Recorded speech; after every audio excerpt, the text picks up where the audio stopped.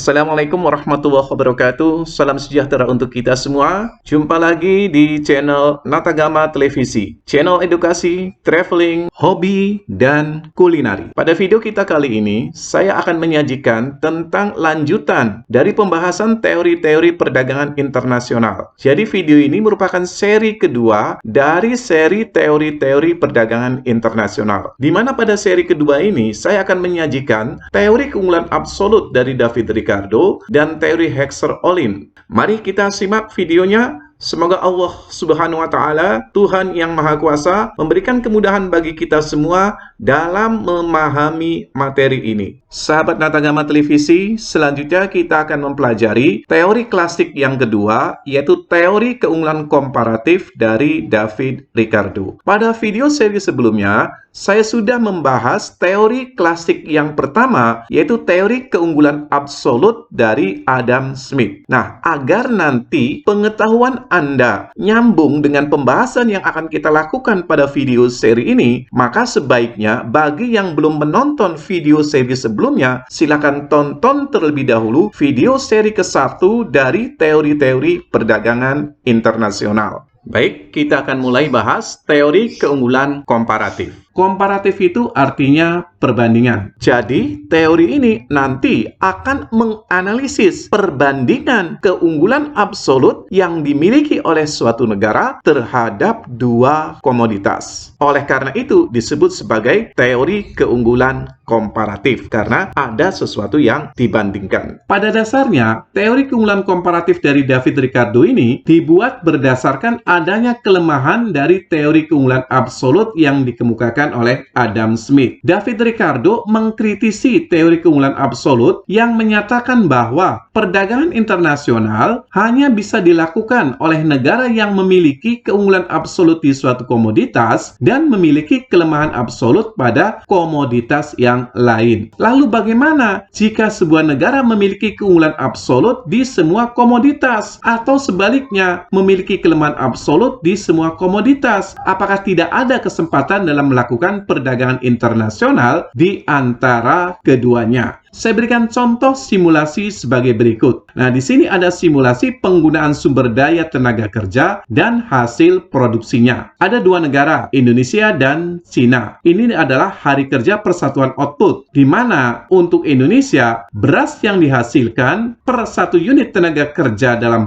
satu hari, yaitu 50 kg beras per hari. Kemudian, untuk elektronik, 50 unit per hari. Sementara di Cina, untuk beras 60 kg per hari, untuk elektronik 80 unit per hari. Nah, kalau kita melihat simulasi yang ada di dalam tabel ini, maka Indonesia memiliki kelemahan absolut di semua komoditas, sedangkan Cina memiliki keunggulan absolut di semua komoditas. Mengapa demikian? Karena untuk komoditi beras, Cina unggul, untuk elektronik, Cina juga unggul. Maka, kalau seperti ini, kalau kita hanya mendasarkan pada keunggulan absolut atau teorinya Adam Smith, maka antara Indonesia dan Cina tidak memungkinkan terjadi perdagangan internasional. Sebab Cina unggul secara absolut pada semua komoditas. Menurut teorinya Adam Smith, perdagangan internasional itu terjadi kalau sebuah negara unggul pada suatu komoditas, tetapi dia lemah pada komoditas yang lain. Lalu, bagaimana pendapat David Ricardo atau pendapat menurut teori keunggulan komparatif dalam perdagangan internasional? Nah, inilah bunyi teorinya. Suatu negara harus melakukan spesialisasi dalam memproduksi dan mengekspor komoditas yang memiliki harga relatif lebih murah dan mengimpor komoditas yang memiliki harga relatif lebih mahal. Apa itu harga relatif? Harga relatif adalah DTDN, dasar tukar dalam negeri, yang sudah kita pelajari dalam teori keunggulan absolut, yaitu ketika kita mempelajari keuntungan yang didapat oleh masing-masing negara dalam perdagangan internasional. Selanjutnya,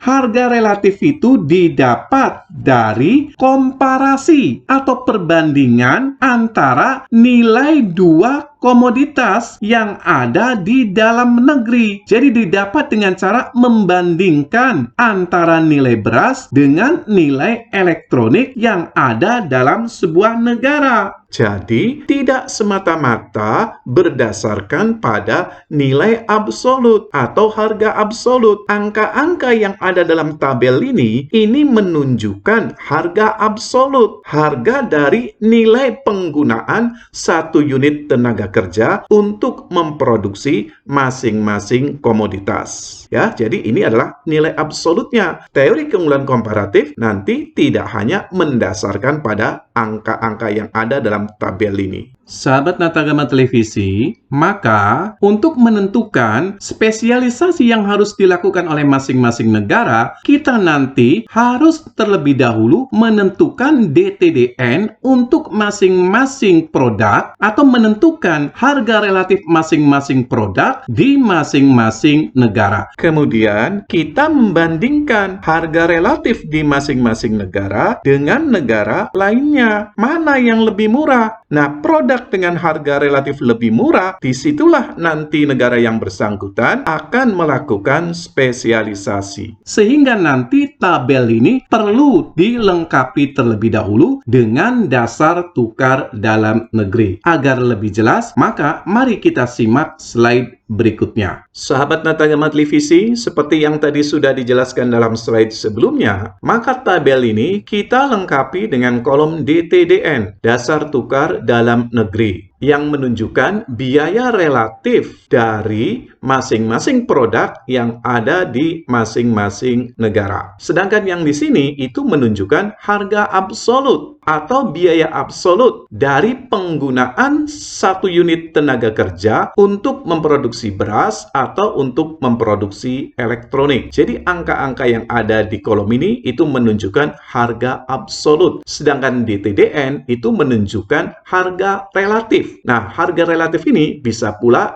disebut sebagai biaya peluang. Kenapa harga relatif ini bisa disebut sebagai biaya peluang? Karena ini menunjukkan alternatif penggunaan tenaga kerja ini, apakah untuk memproduksi beras atau memproduksi elektronik. Nah, bagaimana nih cara mencari angka-angka yang ada di DTDN? Itu sudah pernah kita pelajari ketika kita membahas teori keunggulan absolut. Di mana di sini di Indonesia, kalau 50 kg beras itu setara dengan 50 unit elektronik, maka untuk DTDN beras, 1 kg beras itu sama dengan atau setara dengan 1 unit elektronik. Kemudian untuk DTDN elektronik di Indonesia, karena di sini 50 unit elektronik itu setara dengan 50 kg beras, maka 1 unit elektronik itu setara dengan 1 kg beras. Kemudian untuk DTDN beras di Cina, karena 60 kg beras itu sama dengan 80 unit elektronik, maka 1 kg beras itu sama dengan 1,33 elektronik. Kemudian, untuk DTDN elektronik di Cina, karena 80 unit elektronik itu setara dengan 60 kg beras, maka 1 unit elektronik itu setara dengan 0,75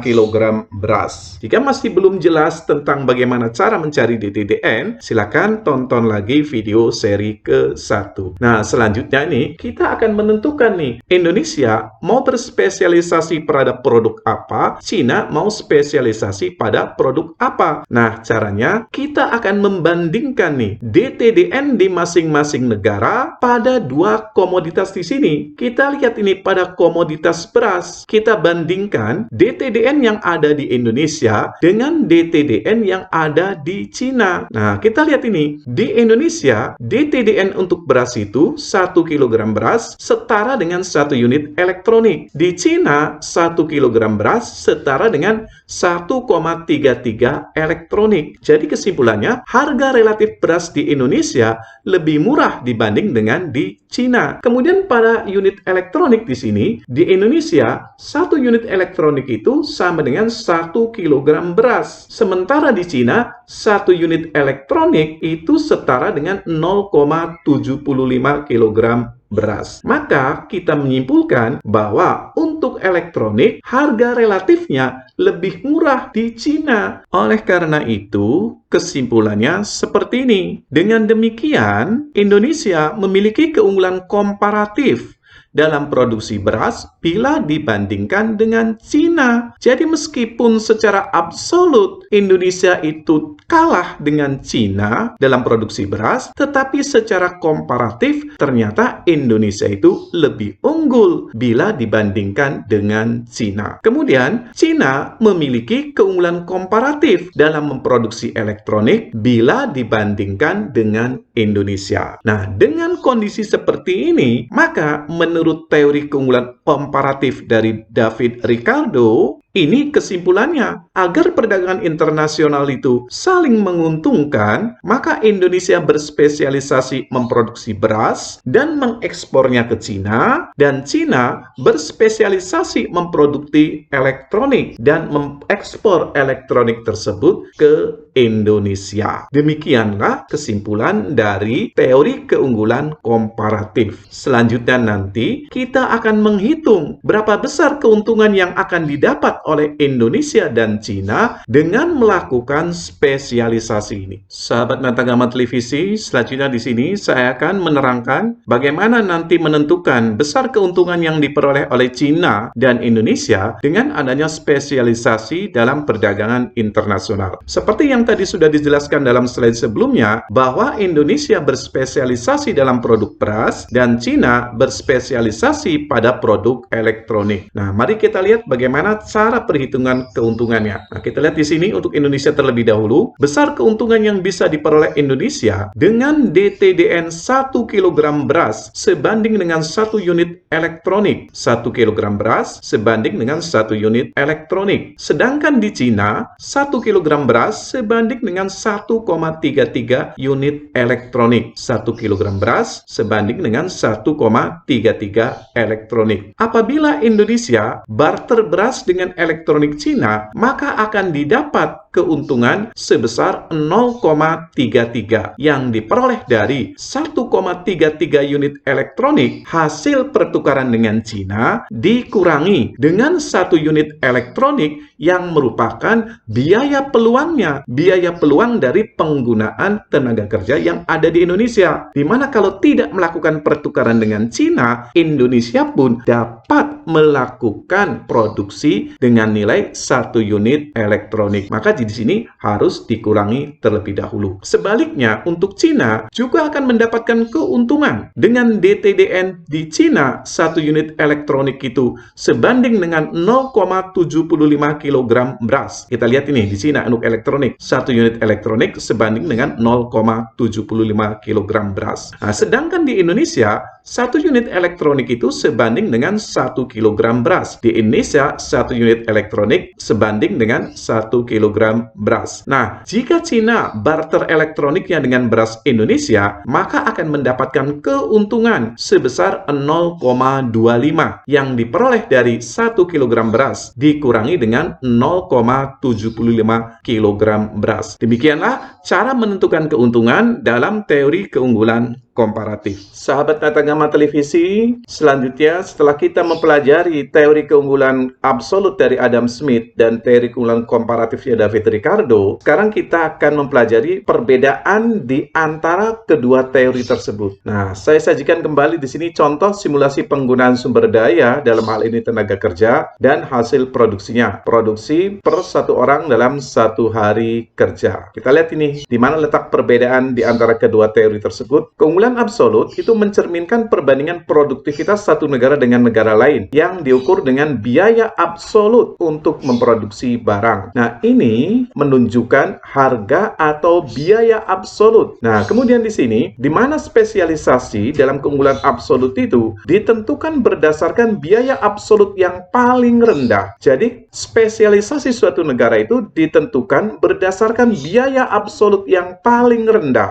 Di mana biaya absolut yang paling paling rendah itu bisa ditunjukkan dengan penggunaan sumber daya yang lebih sedikit atau minimalisasi biaya. Biaya yang paling sedikit itulah yang paling efisien, yang paling unggul. Nah, biaya absolut yang paling rendah bisa pula ditunjukkan oleh jumlah output yang lebih besar atau maksimalisasi output. Nah, tabel di sini ini menunjukkan maksimalisasi output. Jadi, efisiensi dalam tabel ini ditunjukkan oleh jumlah output yang lebih besar. Maka, biaya absolut yang paling rendah itu ditunjukkan oleh output yang lebih besar. Jadi, kalau untuk beras, maka biaya absolut yang paling rendah itu adalah di Cina di sini. Karena dengan pengorbanan satu orang tenaga kerja di sini dapat menghasilkan 60 kg per hari. Jadi sekali lagi, biaya absolut yang paling rendah atau efisiensi itu bisa ditunjukkan dengan penggunaan sumber daya yang lebih sedikit atau minimalisasi biaya, bisa pula ditunjukkan dengan jumlah output yang lebih besar atau maksimalisasi output. Nah, di mana letak perbedaannya dengan teori keunggulan komparatif? Kita lihat di sini. Sementara keunggulan komparatif itu didasarkan pada biaya relatif atau biaya peluang antar negara. Nah, di sini yang dicetak warna merah ini menunjukkan biaya relatif atau biaya peluang. Biaya peluang dari penggunaan satu orang ini, di mana satu orang tenaga kerja di sini bisa digunakan untuk memproduksi beras atau memproduksi elektronik. Maka angka-angka yang di sini itu menunjukkan biaya relatif atau biaya peluang. Nah, kemudian kesimpulannya di sini, di mana spesialisasi itu ditentukan berdasarkan biaya relatif yang lebih murah. Nah, kalau kita melihat contoh di sini, untuk produksi beras itu di Indonesia lebih murah dibanding dengan Cina. Karena di Indonesia 1 kg beras itu harga relatifnya hanya 1 unit elektronik. Sementara di Cina 1 kg beras harga relatifnya 1,33. Nah, kemudian yang perlu diperhatikan pula bahwa setiap negara bisa saja unggul secara absolut dalam semua komoditas. Nah, kita lihat pada contoh di sini, Cina itu unggul secara absolut dalam semua komoditas. Tetapi secara relatif atau secara komparasi, belum tentu sebuah negara yang unggul secara absolut itu nanti akan unggul secara komparatif. Nah, oke, demikian kesimpulan perbedaan antara teori keunggulan absolut dan teori keunggulan komparatif. Sahabat Natagama Televisi, setelah tadi kita mempelajari teori klasik dari Adam Smith dan teori klasik dari David Ricardo, sekarang kita akan mempelajari teori berikutnya, yaitu teori modern dari Hexer dan Ohlin. Nah, perubahan dalam teori perdagangan internasional itu muncul ketika seorang sejarawan ekonomi asal Swedia, yaitu Eli Hexer dan muridnya Bertil Ohlin, mengemukakan penjelasan mengenai perdagangan internasional yang belum sempat dijelaskan oleh David Ricardo. Hexer dan Ohlin mengembangkan model ekonomi dengan menyatakan penyebab adanya perbedaan produktivitas karena adanya perbedaan proporsi faktor tenaga kerja, modal, dan tanah yang dimiliki oleh suatu negara. Sementara dalam teori klasik, itu tidak dijelaskan mengapa ada perbedaan produktivitas masing-masing negara, mengapa ada negara yang unggul pada suatu komoditas, sementara dia lemah pada komoditas yang lain. Nah, itu tidak dijelaskan dalam teori klasik. Hexer dan Ohlin menjelaskan penyebab adanya perbedaan-perbedaan tersebut. Selanjutnya, teori Hexer dan Ohlin ini dibangun berdasarkan asumsi antara lain 1, 2 negara dan 2 komoditas. Ini sama dengan asumsi dari teori klasik. Kemudian asumsi yang kedua, 2 faktor produksi yang memiliki kelimpahan yang berbeda. Nah, ini berbeda dengan teori klasik. Kalau dalam teori klasik itu hanya 1 faktor produksi, yaitu faktor produksi tenaga kerja. Kemudian, terkait dengan perdagangan antar 2 negara, teori ini mengemukakan bahwa suatu negara akan mengekspor komoditi yang produksinya memerlukan lebih banyak faktor produksi yang relatif melimpah dan murah, dan dalam waktu bersamaan akan mengimpor komoditi yang produksinya memerlukan lebih banyak faktor produksi yang relatif langka dan mahal di negara tersebut. Jadi, intinya seperti ini,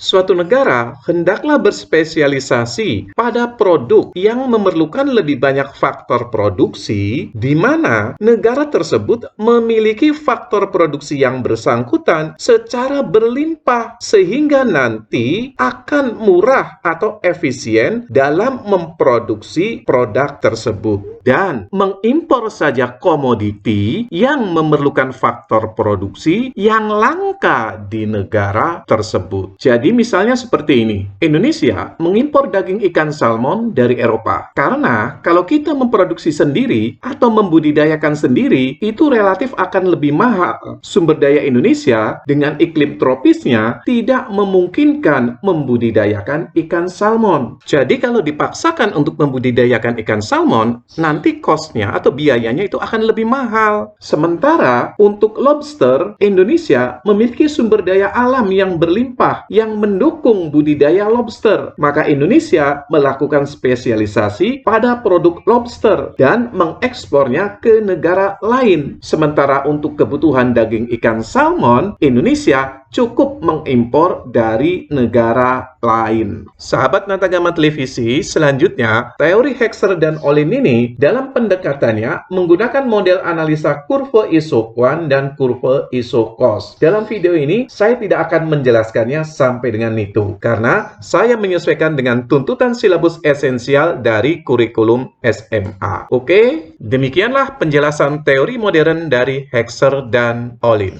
Terima kasih Anda sudah menyimak tayangan video kami. Jangan lupa berikan like untuk video ini. Jika masih ada pertanyaan atau ada saran, silakan tuliskan di kolom komentar. Dan jika Anda menganggap tayangan ini menarik dan bermanfaat bagi orang lain, silakan share. Wassalamualaikum warahmatullahi wabarakatuh. Sampai jumpa kembali di channel Natagama Televisi.